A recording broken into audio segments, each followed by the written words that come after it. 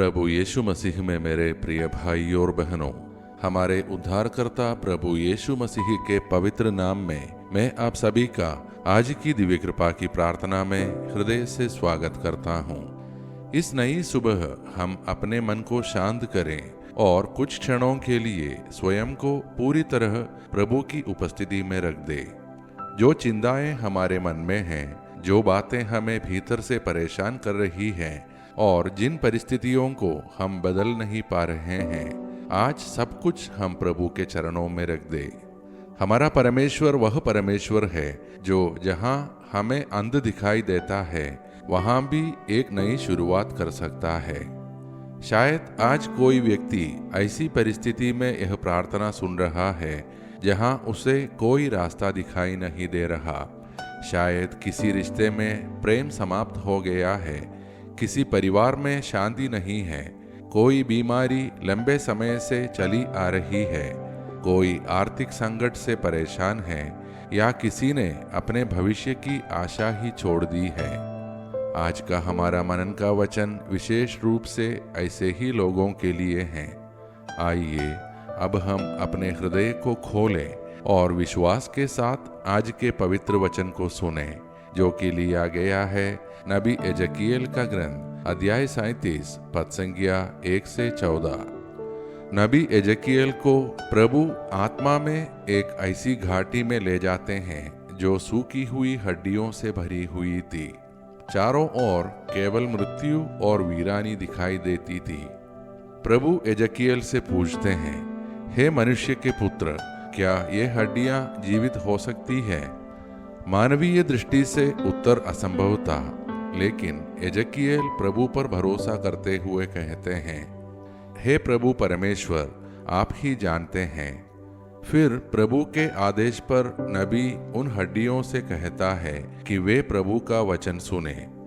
धीरे धीरे हड्डियां एक दूसरे से जुड़ती हैं, उन पर नसें और मांस आता है और अंत में परमेश्वर की आत्मा उनमें प्रवेश करती है। वे जीवित होकर अपने पैरों पर खड़ी हो जाती है। प्रभु बताते हैं कि ये हड्डियां उन लोगों का प्रतीक है जो स्वयं को पूरी तरह निराशा और समाप्त समझ चुके थे, लेकिन परमेश्वर उन्हें फिर से जीवन देने का वादा करते हैं। मेरे प्रिय भाई और बहनों, आज की यह घाटी शायद हमारे अपने जीवन की भी तस्वीर है। किसी का जीवन बाहर से सुंदर दिखाई देता है, लेकिन भीतर से वह सूख चुका है। किसी के चेहरे पर मुस्कान है, लेकिन हृदय में आंसू है। कोई व्यक्ति वर्षों से किसी बीमारी से लड़ रहा है, कोई अपनी नौकरी या व्यवसाय खो चुका है, कोई अपने बच्चों के भविष्य को लेकर चिंतित है, किसी का विवाह संकट में है, किसी ने अपने प्रिय व्यक्ति को खो दिया है और कोई शायद आज मन ही मन कह रहा है, अब कुछ नहीं हो सकता। आज प्रभु उसी व्यक्ति से पूछते हैं, क्या ये सूखी हड्डियां जीवित हो सकती है? शायद हमारी बुद्धि कहेगी नहीं, लेकिन विश्वास कहता है, प्रभु आप जानते हैं। यही आज के वचन का सबसे सुंदर संदेश है। हमें हर समस्या का उत्तर जानना आवश्यक नहीं है, हमें यह जानना आवश्यक है कि उत्तर देने वाला परमेश्वर हमारे साथ है। मेरे भाई, मेरी बहन, क्या आपके जीवन में कोई ऐसी बात है जिसे आपने मन ही मन समाप्त मान लिया है? किसी रिश्ते के लिए, किसी सपने के लिए, किसी बीमारी के लिए, किसी आर्थिक स्थिति के लिए, बच्चों के भविष्य के लिए या अपने स्वयं के जीवन के लिए? तो आज इस वचन को सुनिए। परमेश्वर सूखी हड्डियों में भी जीवन ला सकते हैं। जिस रिश्ते में वर्षों से बात नहीं हुई, वहां क्षमा का एक छोटा सा बीज फिर से बोया जा सकता है। जिस व्यक्ति ने आशा खो दी है, उसके भीतर फिर से विश्वास जाग सकता है। जिस परिवार में केवल तनाव था, वहां धीरे धीरे शांति लौट सकती है। जिस व्यक्ति ने स्वयं को असफल समझ लिया है, उसके लिए परमेश्वर एक नया रास्ता खोल सकते हैं। इसका अर्थ यह नहीं कि हर परिस्थिति हमारी इच्छा के अनुसार तुरंत बदल जाएगी। लेकिन इसका अर्थ यह जरूर है कि परमेश्वर की शक्ति की सीमा नहीं है। नबी एजकियेल ने यह नहीं कहा, हाँ प्रभु, मुझे पता है कि ये हड्डियां कैसे जीवित होगी। उसने कहा, हे प्रभु परमेश्वर, आप ही जानते हैं। कितना सुंदर विश्वास है। आज हम भी यही कह सकते हैं, प्रभु, मुझे नहीं पता मेरी समस्या कैसे हल होगी, लेकिन आप जानते हैं।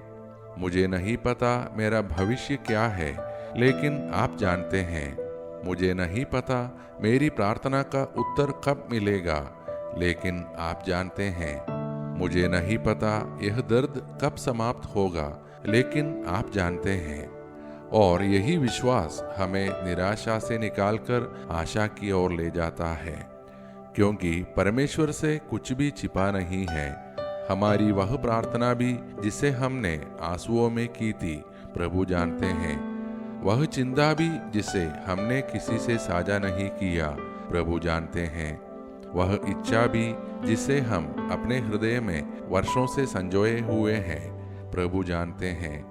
और प्रभु का समय हमारे समय से अलग हो सकता है, लेकिन उसकी योजना कभी व्यर्थ नहीं होती।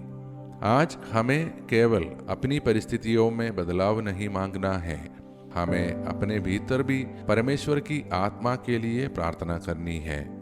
जहाँ विश्वास सूख गया है, वहाँ आत्मा आए। जहाँ प्रेम समाप्त हो गया है, वहाँ आत्मा आए। जहाँ क्षमा कठिन है, वहाँ आत्मा आए। जहाँ निराशा है, वहाँ आत्मा आए। जहाँ प्रार्थना करने की इच्छा भी समाप्त हो गई है, वहाँ आत्मा फिर से आग जलाए। क्योंकि जब परमेश्वर की आत्मा आती है, तो सूखी हड्डियां भी उठकर खड़ी हो सकती है। अब आइए मेरे प्रिय भाइयों और बहनों, इसी विश्वास के साथ अपने जीवन और अपने प्रियजनों को हम प्रभु के चरणों में रखें। हम उन सभी परिस्थितियों के लिए प्रार्थना करेंगे जिन्हें मनुष्य असंभव समझता है, और विश्वास करेंगे कि प्रभु सब कुछ अपनी इच्छा और अपने सही समय के अनुसार कर सकते हैं। और मिलकर प्रभु से प्रार्थना करें। हे सर्वशक्तिमान और दयालु परमपिता परमेश्वर, आज की इस नई सुबह के लिए हम आपका धन्यवाद करते हैं। हमारे जीवन, हमारी सांसों, हमारे परिवार और उन सभी आशीषों के लिए आपका धन्यवाद करते हैं जिन्हें हम पहचानते हैं, और उन कृपाओं के लिए भी जिन्हें हम पहचान नहीं पाते। हे प्रभु, आज हम अपनी सूखी और थकी हुई आत्मा लेकर आपके पास आते हैं। जहाँ हमारे भीतर आशा समाप्त हो गई है, वहाँ अपनी आशा भर दीजिए। जहाँ विश्वास कमजोर हो गया है, वहाँ अपना विश्वास मजबूत कीजिए। हे प्रभु, हमारे जीवन की उन परिस्थितियों को छूइए जिन्हें हमने असंभव मान लिया है। जिन रिश्तों में प्रेम समाप्त हो गया है, वहाँ प्रेम और क्षमा वापस लाइए। जिन परिवारों में तनाव है, वहाँ शांति और समझ स्थापित कीजिए। जो माता पिता अपने बच्चों के लिए चिंतित है, उनकी प्रार्थना सुनिए। हमारे बच्चों और युवाओं को सही मार्ग दिखाइए और उन्हें गलत संगति, नशे, बुरी आदतों और हर खतरे से बचाइए। जो बीमार है, उनके शरीर, मन और आत्मा को अपनी चंगाई से स्पर्श कीजिए। जो लंबे समय से बीमारी से जूझ रहे हैं, उन्हें धैर्य, शक्ति और उचित उपचार प्रदान कीजिए। जो बेरोजगार है, उनके लिए अवसरों के द्वार खोलिए। जो आर्थिक कठिनाइयों और कर्ज के बोझ में हैं, उनकी आवश्यकताओं को पूरा कीजिए और उन्हें सही मार्ग दिखाइए। हे प्रभु, जो लोग अकेलेपन, निराशा, भय या गहरे दुख में हैं, उनके हृदय में अपना प्रकाश भर दीजिए। जिन्होंने किसी प्रियजन को खोया है, उन्हें अपनी सांत्वना दीजिए। प्रभु, हम इस प्रार्थना को सुनने वाले प्रत्येक व्यक्ति की सभी प्रार्थना निवेदनों और विशेष मनोकामनाओं को आपके चरणों में रखते हैं। आप उनके मन की उन बातों को भी जानते हैं जिन्हें वे शब्दों में व्यक्त नहीं कर पा रहे हैं। हे प्रभु, उनकी प्रार्थनाएं उनकी इच्छा के अनुसार नहीं, बल्कि आपकी पवित्र इच्छा और आपके उत्तम समय के अनुसार पूरी कीजिए। उन्हें प्रतीक्षा के समय में भी विश्वास बनाए रखने की शक्ति दीजिए। हमारे देश भारत को आशीष दीजिए। हमारे नेताओं को बुद्धि और विवेक दीजिए और हमारे देश में शांति, न्याय, एकता और धार्मिक सद्भाव बनाए रखिए। पूरे संसार से हर युद्ध और हिंसा समाप्त हो। जहाँ घृणा है वहाँ प्रेम, जहाँ निराशा है वहाँ आशा, और जहाँ विभाजन है वहाँ भाईचारा स्थापित कीजिए। हे प्रभु, हमें हर पाप, दुर्घटना, हिंसा और हर बुराई से बचाइए। हमारे परिवारों पर अपना सुरक्षात्मक हाथ रखिए और हमें अचानक तथा अप्राकृतिक मृत्यु से सुरक्षित रखिए। और प्रभु, जब हमें लगे कि सब कुछ समाप्त हो गया है, तब हमें एजकियल की घाटी याद दिलाइए। हमें याद दिलाइए कि आपके लिए कोई परिस्थिति अंतिम नहीं है। हम पूरे विश्वास से कहते हैं, हे प्रभु, आप ही जानते हैं। हम अपने जीवन, अपने परिवार, अपनी चिंताओं और अपने भविष्य को आपके हाथों में सौंपते हैं।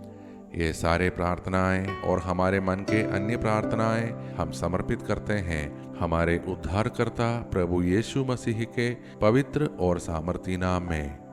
आमीन।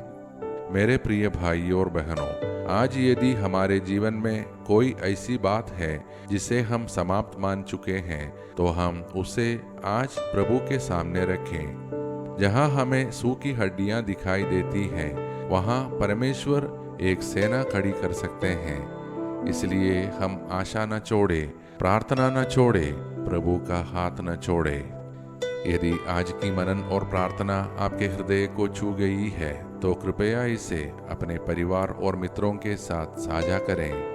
हो सकता है आपके द्वारा साझा की गई यह प्रार्थना किसी ऐसे व्यक्ति तक पहुंच जाए जो आज अपने जीवन में आशा खोज रहा है। हम सब कल की दिव्य कृपा की प्रार्थना में फिर एक साथ मिलेंगे।